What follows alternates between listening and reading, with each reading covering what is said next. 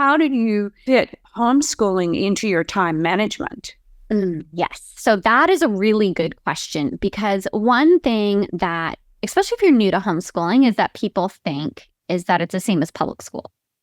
So they think, you need to be teaching your kids from, say, 9 a.m. to 3 p.m., but homeschooling really isn't like that. It really depends on your children, your personal routines, the way that your work is set up. So I scheduled my live meetings on Mondays and Thursdays.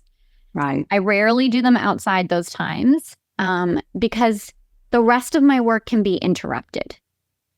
So for homeschooling, I get my kids started on their homeschool day, and then I teach them, what to do if they get stuck. So like, if you get stuck on this question, or, you don't really know what to do, you can set it aside and wait for me to finish my work block. And I have a timer, very visual, because children need all the reminders. Right. And I say, you can wait until the timer's done. You can set it aside. You can go play. You can go do this. You can do that. When the timer goes off, I will come and check on you. So that worked really well for my children and our routine. It doesn't always work. So I always ask people, if possible, there are certain things that your kids will need your attention for. So say, for example, you're teaching them how to read.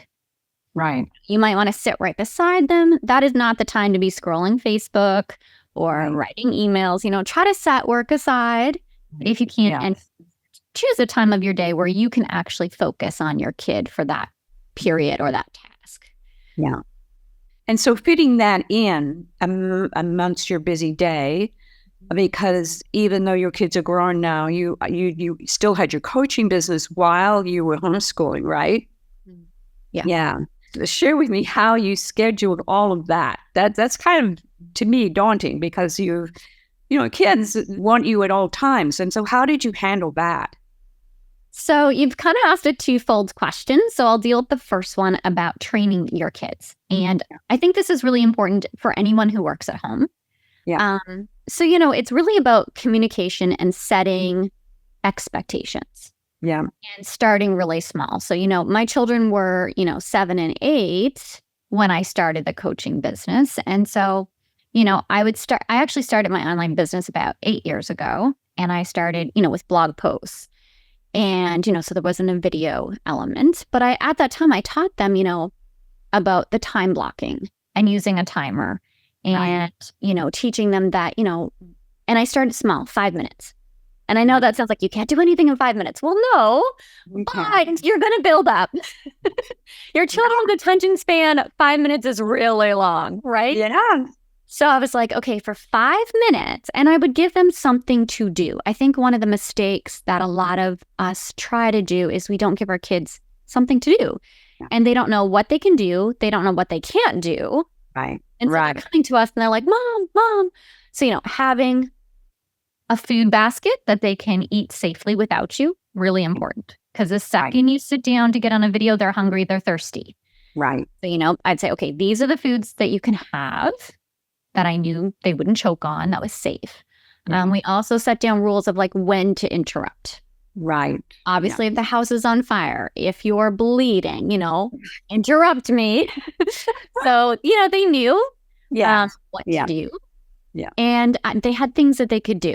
And I think, we started really small, 5 minutes, built up to 10 minutes, built up to 15 minutes until they got used to the fact, and I did this other thing that a lot of you may not have heard of, but it's equal time.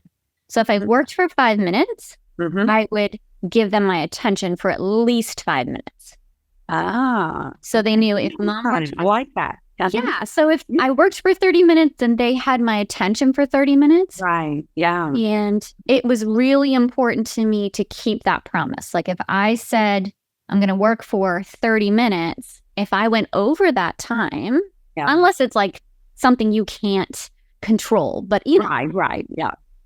They got used to trusting you, right? Okay, Mom's going to work for 30 minutes. When the 30-minute timer goes off, we're going to do this for 30 minutes. And then they had something to look forward to. And it's teaching them patience too, which is really great.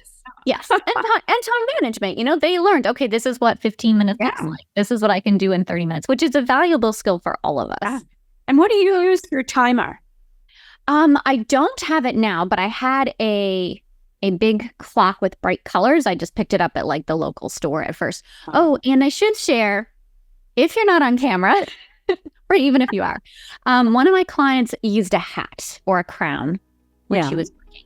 And so it was a visual reminder, because the kids would run around the corner if they saw the crown. They were like, oh, That's a great I idea. can interrupt. Yeah, so it was great. So she would take off the crown and she was available.